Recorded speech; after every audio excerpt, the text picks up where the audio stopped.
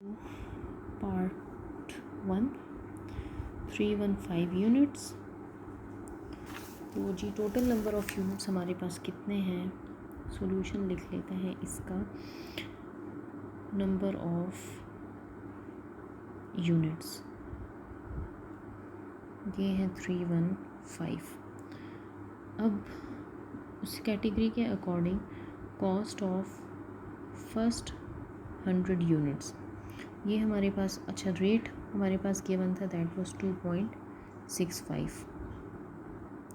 तो 2.65 को मल्टीप्लाई कर लेंगे फर्स्ट 100 यूनिट्स के साथ, तो हमारे पास इसका आंसर आ जाएगा 265।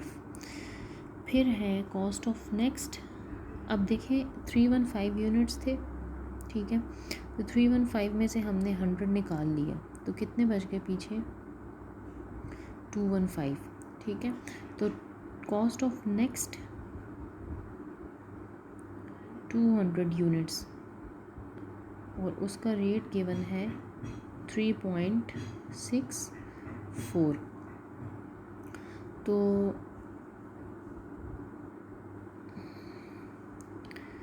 3.64 को मल्टीप्लाई कर लेंगे हम 200 के साथ, तो आंसर आ जाएगा हमारे पास ₹728। फिर है कॉस्ट ऑफ नेक्स्ट। अब रिमेनिंग हमारे पास कितने यूनिट्स बच गए, 15 यूनिट्स बच गए।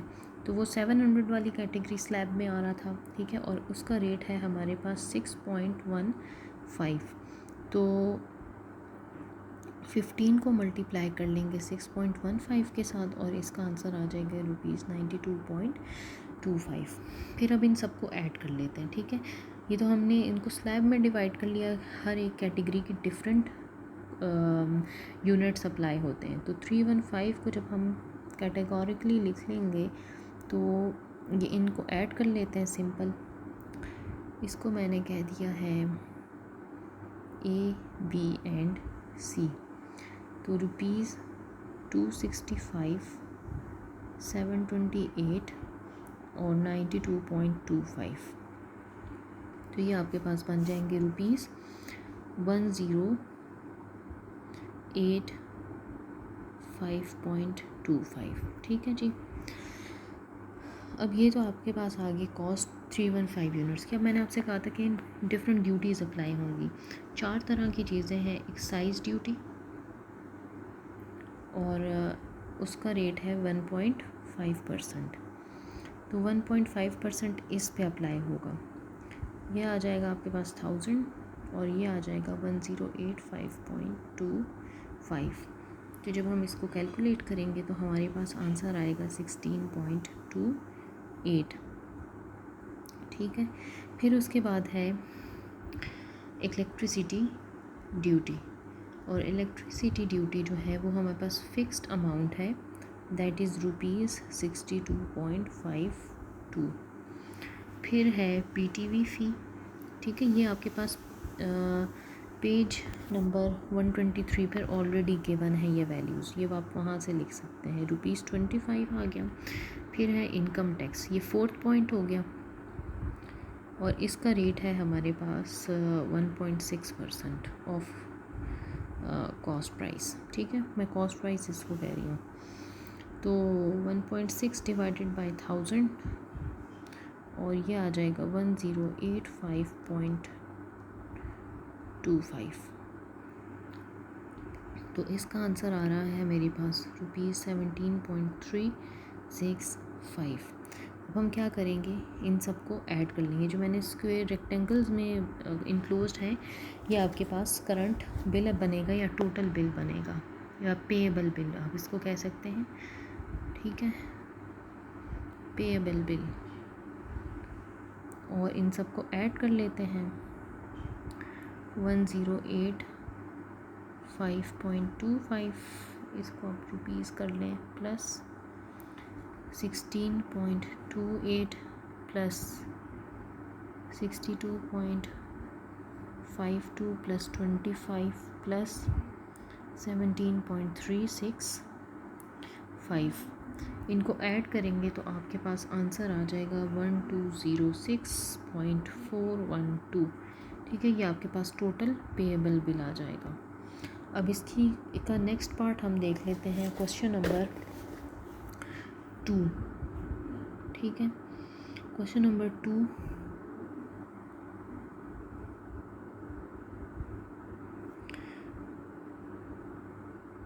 क्वेश्चन नंबर 1 का ये पार्ट 2 है। तो ये इस केस में हमारे पास 2 110 यूनिट्स हैं। Number of units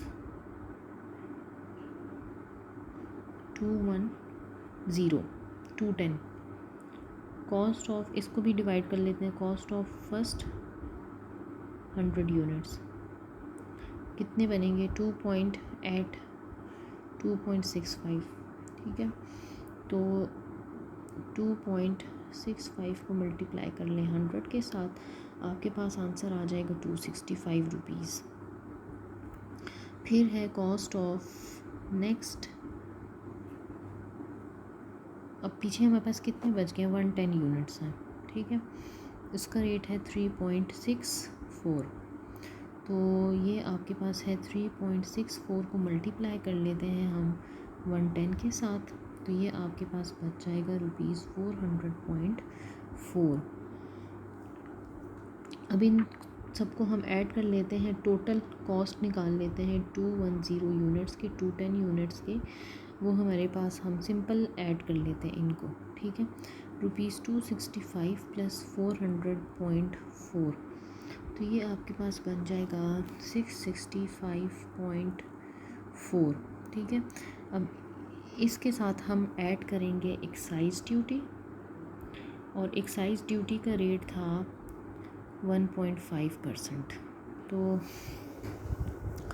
1.5 divided by 1000। ठीक है, 1000 में क्यों लिख रही हूँ, क्योंकि यहाँ पे अब डेसिमल पॉइंट है, और कॉस्ट प्राइस आ जाएगी 665.4। तो जब हम इनको कैलकुलेट करेंगे तो ये हमारे पास आएगी एक्साइज ड्यूटी 9.981।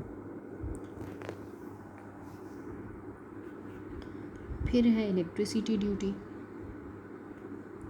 और इलेक्ट्रिसिटी ड्यूटी हमारे पास फिक्स्ड अमाउंट है ₹62.52।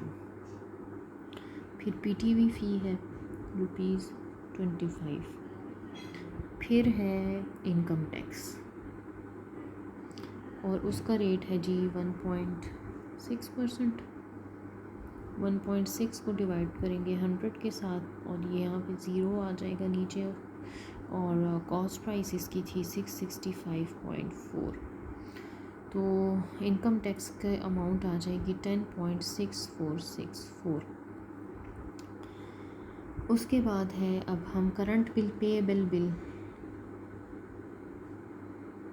कितना बनेगा, इन सबको ऐड कर लेते हैं 5 पॉइंट्स को। ठीक है, यानी कि 1 2 3 4 और 5,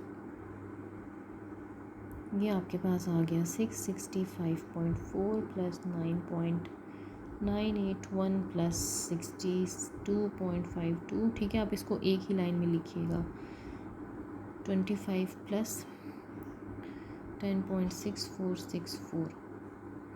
तो ये आपके पास आंसर आ जाएगा इसका 773.5474। ये आपके पास आ गया आंसर, और इस तरह से हमारी एक्सरसाइज 5.2 कंप्लीट हो गई।